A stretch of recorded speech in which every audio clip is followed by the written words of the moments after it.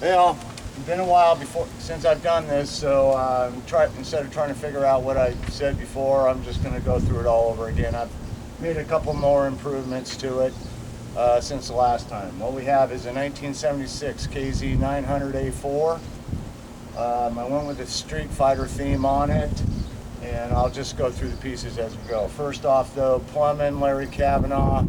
Thanks, guys, man. I mean that seriously. Couldn't have done it without you. You made a 30-year dream come true. 2005 ZX 636 front end. 2003-2004 ZX6 rear end. Every bit of this bike was done by myself, except for the cylinder boring and the head work. I had Larry Kavanaugh do it for me. He did a phenomenal job, and I just can't thank the guy enough. Basically, on both sets of calipers, I rebuilt them. On the rotors, they were pretty toast, so I went with EBC rotors and EBC brake pads. So I've got a really nice brake system now. I went with Spiegler back chrome and gold tips on the banjo bolts and ran it from the left over to the right and then straight up into the master cylinder. That way I got rid of all that distribution block and any potential leaks. On the master cylinder, I used the banjo brake light switch, and pretty slick little concept there. Headlight shell, it's just a 5.5 shell that I painted. It was originally all aluminum, or chrome, so I painted it to kind of keep to the theme of the bike. On the digital Speedo tack, little guy, Acewell 2802. Took me a while to figure it out, but it's really nice. It's got a lot of different settings to it, and I really like it. So, and now that I've got it dialed in, it's pretty accurate as well, comparing it to other vehicles. All right, let's start with, on the handlebars, I went with a Renthal low-rise fat bar.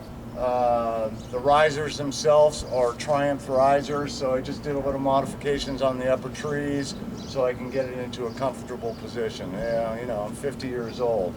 Crouching down on clip-ons just ain't cutting it. On the head, as I mentioned, I went with Larry Kavanaugh. He did the stainless steel valves on it, port and polish, guides and seals. Did a phenomenal job. I couldn't, you know, they're just dead nuts on. As far as the cams, I have a webcam 0.365 cam on there. They're dialed in on the degreeing at 105 lobe center. 283 lift at 50 thousandths of an inch. On the cylinder, my original cylinder had some busted fins, so I got this kit at Overparts Stock Galore. It's a Wiseco 1015 kit in it. So that was pretty much just plug and go. Of course, Kirker pipe with a 1.5 inch competition baffle. On the carburetors, Keen 29 millimeter CR Specials. Originally they came and they were running really rich, and right now it's still running a little bit on the rich side, but during the breakout period I want to be a little bit more rich than lean. I had to drop jet size on the main and the slow jet, aka pilot jet, and then change a clip position to get it through emissions. Flew right through, no problems. On the tires, I went with the Michelin Road Pilot 2 series. So far so good, really nice pilot tire. All the fabrication, I had to rechange the battery pack, went with a gel battery pack, and the Corbin seat. I'll walk it around in a little bit later, but it doesn't matter. I have an integrated tail light system with LED blinkers, and eventually I'm going to be doing the same with the mirrors. I have some on order. They're a billet mirror with LED turn signals on the back sides. For the most part, she has about 800 miles. Just today I went through and I had to change some shims out. The tolerance is getting a little tight, so I was just opening them up a little bit during the breakout period.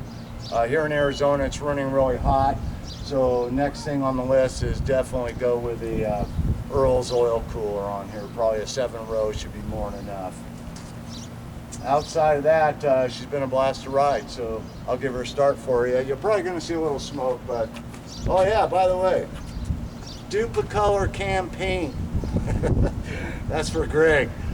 Basically, clear coat though is a Sherwin-Williams 2-part.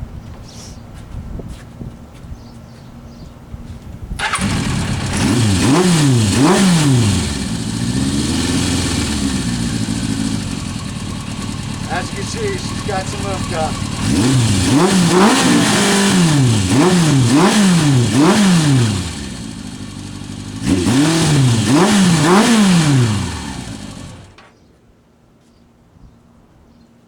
All in all, still got some brake-in period to do yet and some fine tuning on the carbs. Once she gets dialed in after about 1,000, 1,500 miles, then I'll probably go for a little bit more leaner and then go with some synthetic oils.